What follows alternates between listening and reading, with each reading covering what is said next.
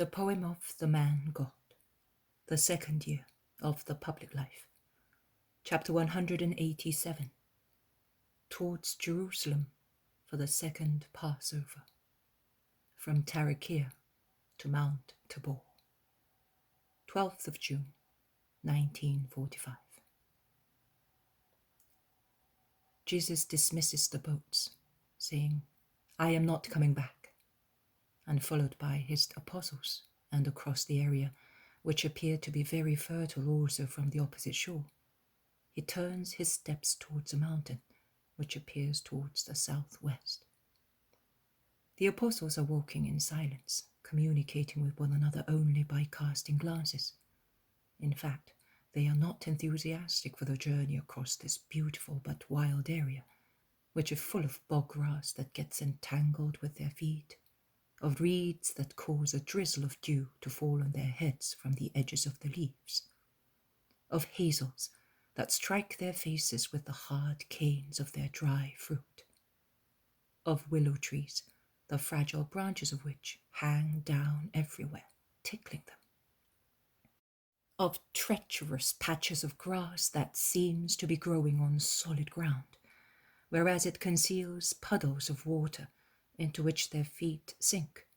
They are, in fact, patches of foxtails and tares, growing in tiny pools, and so thick as to conceal the element in which they have come up.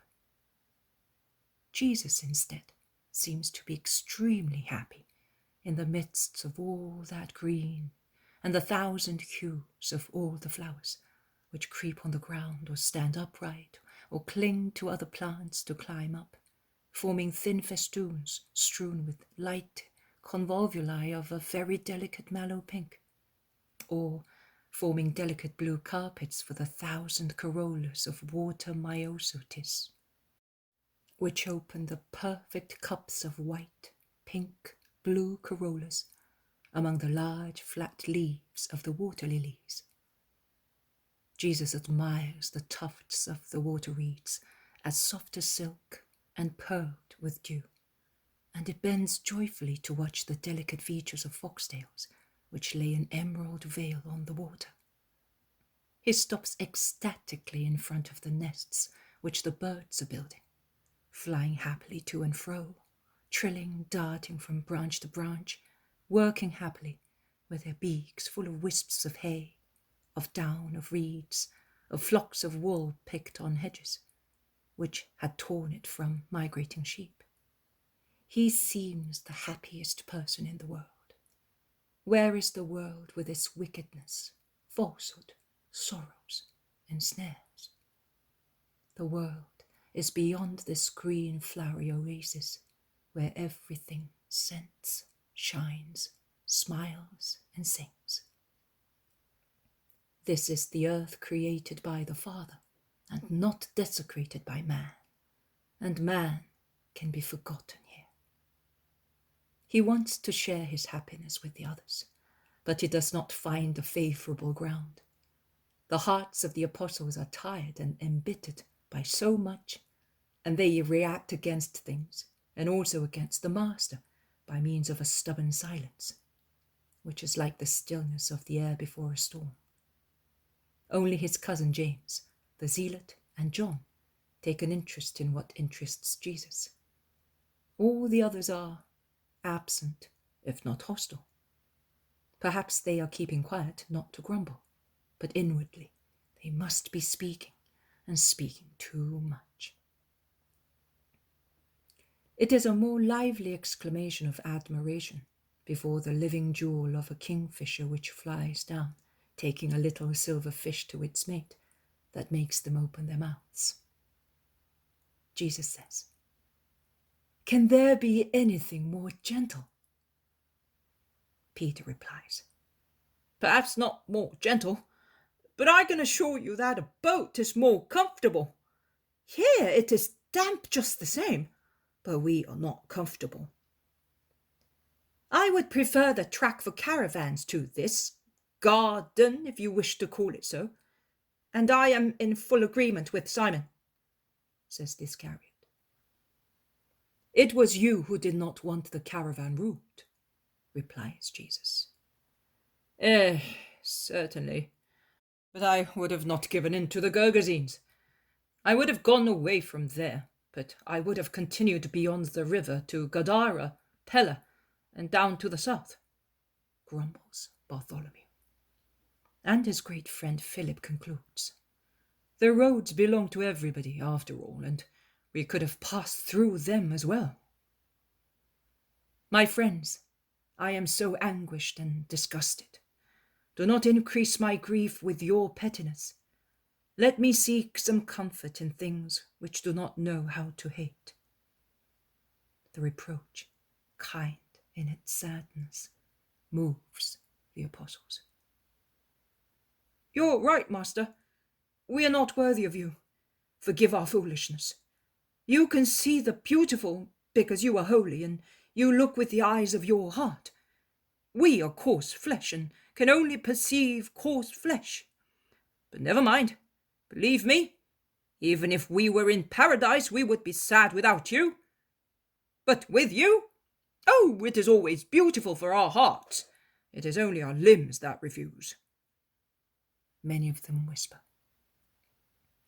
We will soon be going out of here, and will find a more comfortable ground, even if not so cool, promises Jesus.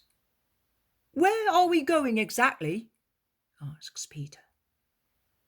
To give Passover to those who suffer. I have been wanting to do it for a long time, but I could not. I would have done it going back to Galilee. Now that they compel us to go along roads that we have not chosen, I am going to bless Jonah's poor friends. We will be wasting a lot of time. Passover is near. There are always delays for various reasons. Another chorus of complaints rises to the sky. I do not know how Jesus can be so patient. Without reproaching anyone, he says, please do not hinder me. Endeavor to understand my need to love and to be loved. I have but this solace on the earth, to love and do the will of God. And are we going from here? Was it not better to go from Nazareth? If I had suggested that, you would have rebelled. No one will suspect that I am here, and I am doing it for you, because you are afraid. Afraid? No! We're ready to fight for you. Pray the Lord not to put you to the test. I know that you are quarrelsome, resentful, anxious to offend those who offend me, and to humble your neighbor. I know all that, but I do not know you to be brave. As far as I am concerned, I would have gone also by myself and along the main road, and nothing would have happened, because it is not yet the time. But I feel sorry for you. But I have to obey my mother, yes, also that, and I do not want to upset Simon the Pharisee. I will not disgust them, but they will disgust me. And where do we go from here? I am not familiar with this area, says Thomas. We will reach Tabor. We will coast part of it and will go into Nain via Endor. From there to the plain of Esrelden. Be not afraid. Doris, the son of Doris, and Johanan are already in Jerusalem. Oh, it will be beautiful. They say that from the summit, from a certain spot, one can see the great sea, the Sea of Rome. I like it so much. Will you take us to see it? John begs with his kind, childish face raised towards Jesus. Why do you like it so much? Asks Jesus, caressing him. I do not know. Because it is huge, and you cannot see its end. It makes me think of God. When we were up on Lebanon, I saw the sea for the first time, because I had never been anywhere else, except along the Jordan or on our little sea, and I was moved so much that I wept. so much blue, so much water, and it never overflows. What a wonderful thing! And the stars make paths of light on the sea. Oh, do not laugh at me. I looked at the golden way of the sun until I was dazzled, at the silvery way of the moon, until I could see nothing but whiteness, and I saw them getting lost far, far away. Those ways spoke to me. They said, God is in that infinite distance, and these are the ways of fire and purity, which a soul must follow to go to God. Come, dive into the infinite, traveling on these two ways, and you will find the infinite one. You are a poet, John, says Thaddeus admiringly. I do not know whether this is poetry. I know that it inflames my heart. But you have seen the sea also at Caesarea and at Ptolemy, and quite close too. We were on the beach. I do not see the need to go all that way to see some more sea water. After all, we were born on this water, remarks James of Zebedee. And we are in it also now, unfortunately, exclaims Peter, who, diverting his mind for a moment to listen to John, has not noticed a treacherous puddle and has got soaked. They all laugh, and he laughs too. But John replies, That is true, but from high above it is more beautiful. You see more and farther. You think that it is deeper and vaster. You wish, you dream. And John is already dreaming. He looks in front of himself and smiles at his dream. He looks like a flesh-colored rose spread with minute dewdrops, so downy because of the smooth, clear skin of a young, fair-haired man. And as it gets sprinkled with a light perspiration, it looks more like the petal of a rose.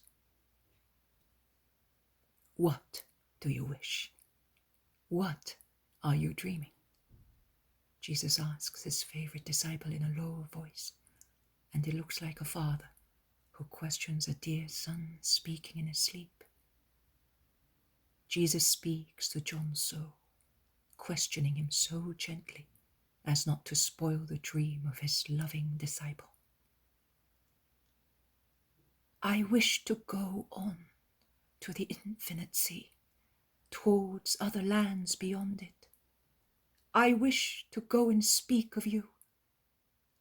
I am dreaming of going towards Rome, towards Greece, towards dark places to take the light there, so that those living in darkness may get in touch with you and may live in communion with you.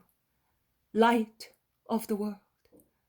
I am dreaming of a better world, to be bettered through the knowledge of you, that is, through the knowledge of the love that makes people good, pure, heroic, of the love that makes the world love and raise your name, your faith, your doctrine, above hatred, sin, flesh, above the vices of the mind, above gold, above everything. And I dream of going with my brothers on the sea of God, on the road of light, to take you, as your mother once brought you down to us from heaven.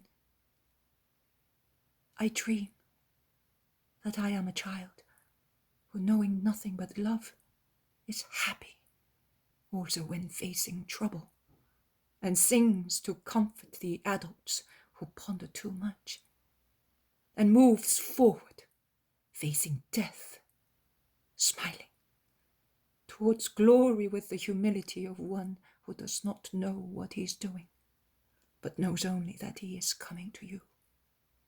Love.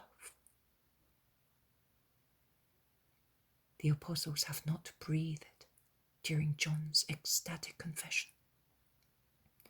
They remained still where they were, looking at the youngest one speaking with his eyes covered by his eyelids, like a veil thrown over the ardor rising from his heart, and looking at Jesus, who is enraptured, finding himself so completely in his disciple.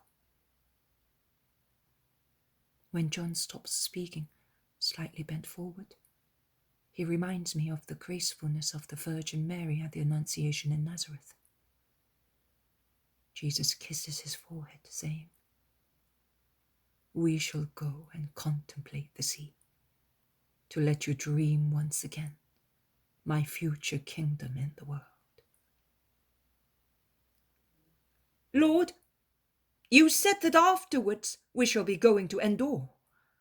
Make me happy too, that I may get over the bitterness of that boy's judgment," says the Iscariot. "Oh, are you still thinking of that?" asks Jesus. "Yes, always.